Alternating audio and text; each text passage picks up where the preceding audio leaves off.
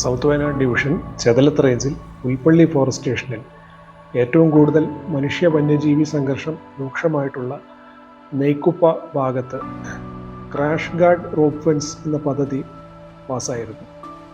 ഈ പ്രവൃത്തികളെല്ലാം തന്നെ സമയബന്ധിതമായി പൂർത്തിയാക്കേണ്ടതുകൊണ്ടും അതുപോലെ തന്നെ ഈ ക്രാഷ് ഗാർഡ് റോപ്പ് ഫെൻസ് എന്ന് പറയുന്ന പദ്ധതി നേരിട്ട് വനം വകുപ്പ് അല്ല നടപ്പിലാക്കുന്നത്. ഇത് കോൺട്രാക്ടർ മുഖേനയാണ് നടപ്പിലാക്കുന്നത്. അതിന് ഒരു പ്രോജക്റ്റ് മാനേജ്മെൻറ്റ് കൺസൾട്ടൻസിയും ചുമതലപ്പെടുത്തിയിട്ടുണ്ട്. അതായത് Kerala police housing construction corporation. ഇവരാണ് ഇതിൻ്റെ ഒരു ദൈനംദിന മേൽനോട്ടം വഹിക്കുന്നത്. ഈ ഒരു പദ്ധതി വൈകുന്നത് കൊണ്ടാണ് ഈ ഒരു പ്രദേശത്ത് നമ്മൾ ജനകീയമായിട്ടുള്ള രീതിയിൽ പഴയ കമ്പികളും എല്ലാം തന്നെ ഉപയോഗിച്ച് ഒരു ഫെൻസ് പുനർനിർമ്മിച്ചത്. പണ്ടാണെങ്കിൽ ഈ പറഞ്ഞ ഇതിൻ്റെ മൂന്ന് ശല്യമില്ല ആനകത്ത്. വല്ലപ്പോഴും ഈ കാലത്ത് ഒരു പ്രാവശ്യം വന്നു പോകുന്നുള്ളൂ. 305 ദിവസം ആനശല്യമാണ്. നമ്മൾ ഈ പ്രദേശവാസികളുമായി കൂടിച്ചേർന്ന് ഇങ്ങനൊരു ജനകീയമായ രീതിയിൽ നമ്മളെ പഴയ കൺവെൻഷണൽ ഫെൻസിങ്ങിൻ്റെ കമ്പികളും റീൽസും ഒക്കെ ഉപയോഗിച്ചുകൊണ്ട് ഒരു ഫെൻസിങ്, തൂക്ക് ഫെൻസിങ്, താൽക്കാലിക തൂക്ക് ഫെൻസിങ് ഇടാനുള്ളത് ആലോചിച്ചത്. അപ്പോൾ ഈ നാട്ടുകാർ അതിന് വളരെയധികം സപ്പോർട്ട് ചെയ്തു. നമ്മൾ പ്രതീക്ഷിക്കാത്ത രീതിയിൽ അവർ സപ്പോർട്ട് ചെയ്തു. അപ്പം നമുക്ക് കാണാം, ഇപ്പം തന്നെ കണ്ടാൽ നമ്മുടെ ജീവനക്കാരെക്കാൾ ഇരട്ടിയിലധികവും ഈ പ്രദേശത്തുള്ള ആളുകളാണ്. അപ്പോൾ അവരുടെ ഒരു സഹകരണം, ഒപ്പം തന്നെ ഇപ്പോൾ ഈ ഫെൻസിങ് നമ്മൾ ഇപ്പോൾ 1.5 കിലോമീറ്റർ കക്കോടം ബ്ലോക്ക് മുതൽ മണൽവയൽ വരെയും പിന്നെ 1 കിലോമീറ്റർ മണൽവയൽ മുതൽ ഈ നെയ്ക്കുപ്പ വരെയും നമ്മൾ ഇതേ രീതിയിൽ നിർമ്മിച്ച് കഴിഞ്ഞ ഒരു മാസത്തിനിടയിൽ. അവിടെ ഇപ്പോൾ ആനകളൊന്നും ഇറങ്ങുന്നില്ല. ആളുകളൊക്കെ അതുകൊണ്ട് തന്നെ സന്തുഷ്ടരാണ്. പിന്നെ അതിനേക്കാൾ ഉപരിയായി നമ്മൾ പറയേണ്ടത് ഈ ഫെൻസിങ്ങുകൾ, നമ്മളൊരു വാച്ചർ ഉണ്ടെങ്കിലും ആ വാച്ചർ കൃത്യമായി ഫെൻസിങ് നോക്കുന്നുണ്ട് എന്നുള്ളത് ഈ നാട്ടുകാർ ശ്രദ്ധിക്കുന്നുണ്ട്. ആഴ്ചയിലുള്ള അവധി ദിവസങ്ങളിൽ, ഞായറാഴ്ചകളിൽ ഇവിടുത്തെ നാട്ടുകാർ തന്നെ ഈ ഫെൻസിങ് പോയി, ഇവിടെയുള്ള ആളുകൾ തന്നെ പോയി നോക്കുന്നുണ്ട്. എവിടെയെങ്കിലും ടച്ച് ഉണ്ടോ, കാടുകൾ വളരുന്നുണ്ടോ, അങ്ങനെ വളരുന്നുണ്ടെങ്കിൽ അവർ തന്നെ മാറ്റുന്നത്, വള്ളികളോ കമ്പുകളൊക്കെ വീഴുന്നുണ്ടോ.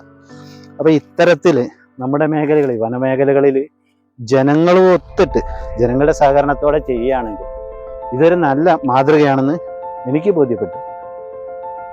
ഇതിപ്പോൾ ഇവിടെ നടക്കുന്നത് ഏകദേശം 4.5 കിലോമീറ്റർ ദൈർഘ്യമുള്ള ഒരു താൽക്കാലിക ഫെൻസിങ് നിർമ്മാണ ജോലിയാണ്.